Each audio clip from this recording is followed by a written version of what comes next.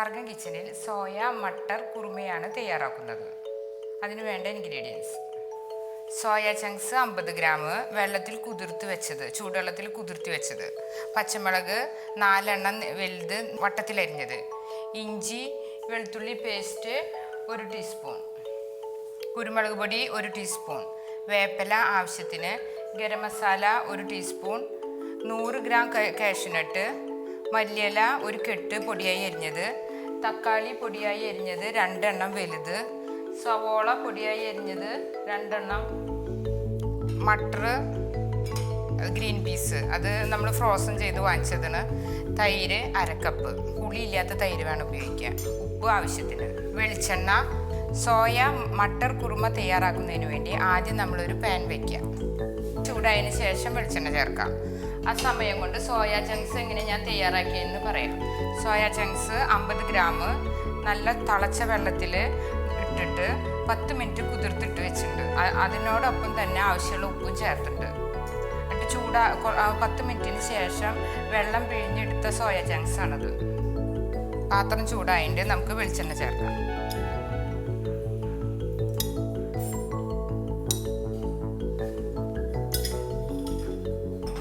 വെളിച്ചെണ്ണ ചൂടായി വരുന്നതിന് ശേഷം പൊടിയായി അരിഞ്ഞ വലിയ 2 സവോള ചേർക്കാം.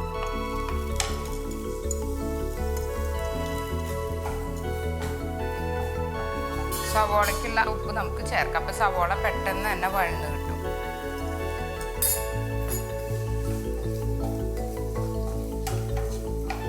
സവോള ഒന്ന് വാടിയതിന് ശേഷം വേണം ജിഞ്ചർ ഗാർലിക് പേസ്റ്റും പച്ചമുളകും നമുക്ക് ചേർക്കാനായിട്ട്. ആ നേരം കൊണ്ട് കാഷ്യൂനട്ട് തൈരിൽ അരച്ചെടുക്കാം.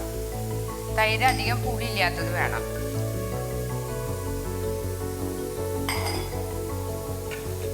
നല്ല പേസ്റ്റ് രൂപത്തിൽ അരച്ചെടുക്കാം.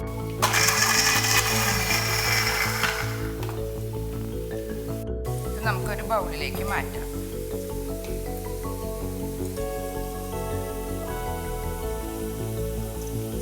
നല്ല പേസ്റ്റ് പോലെ അരഞ്ഞിട്ടുണ്ട്. കുറച്ച് വെള്ളം ചേർത്ത് കുലുക്കി എടുക്കാം.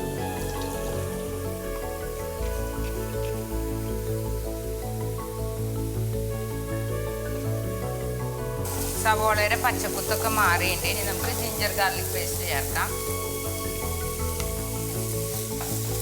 പച്ചമുളക് അരിഞ്ഞു വെച്ചത് ചേർക്കാം.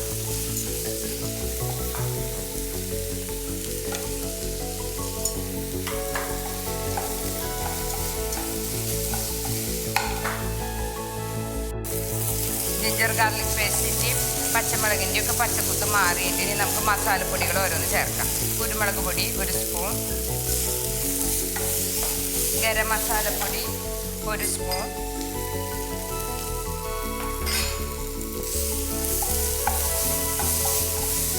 വേപ്പില ചേർക്കുക.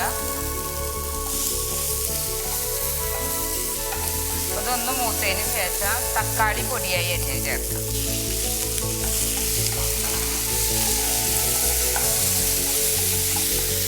ഉപ്പ് നോക്കിയിട്ട് ഉപ്പ് കുറച്ചും കൂടി ചേർക്കണം. ഉപ്പ് നമ്മൾ കുറച്ച് ചേർത്തിട്ടുണ്ടായിരുന്നുള്ളൂ.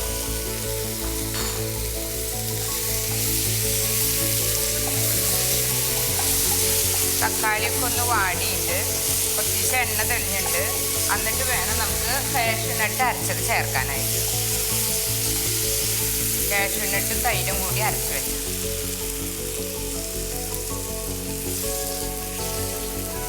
ഈ കറിയുടെ ഗ്രേവി കാഷ്യൂനട്ടും തൈരും കൂടി ചേർത്താണ്. ഇതൊന്നും കൂടി നമുക്കൊന്ന് വെള്ളം ചേർത്ത് ഒഴിക്കാം.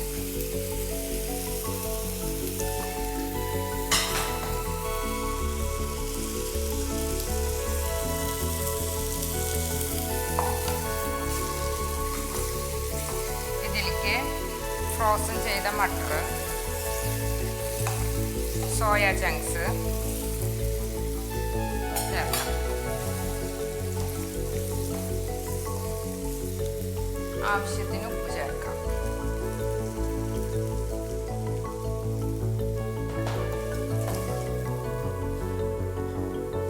കുറച്ചും കൂടി വെള്ളം ചേർക്കാം.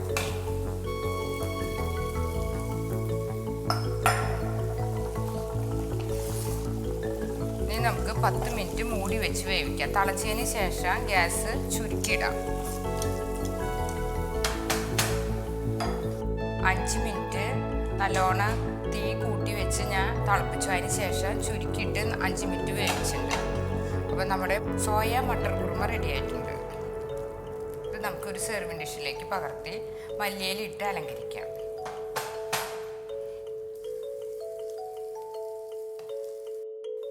നമ്മുടെ സോയ മട്ടർ കുറുമ തയ്യാറായിട്ടുണ്ട്. ചപ്പാത്തിക്കും പത്തിരിക്കും ഒക്കെ നല്ല യോജിച്ച ഒരു കറിയാണ്. നല്ല ഗ്രേവിയാണ് അതിൻ്റെ. ഇതുപോലുള്ള പാചക വീഡിയോകൾ ഇനിയും ലഭിക്കുന്നതിന് വേണ്ടി ഈ വീഡിയോയ്ക്ക് താഴെയുള്ള സബ്സ്ക്രൈബ് ബട്ടൺ ക്ലിക്ക് ചെയ്യുക. ഇഷ്ടപ്പെട്ടുവെങ്കിൽ ലൈക്ക് ചെയ്യുക, ഷെയർ ചെയ്യുക. കൂടുതൽ വീഡിയോകൾക്കായി യൂട്യൂബിൽ സർഗം കിച്ചൺ എന്ന് ടൈപ്പ് ചെയ്ത് സെർച്ച് ചെയ്യുക.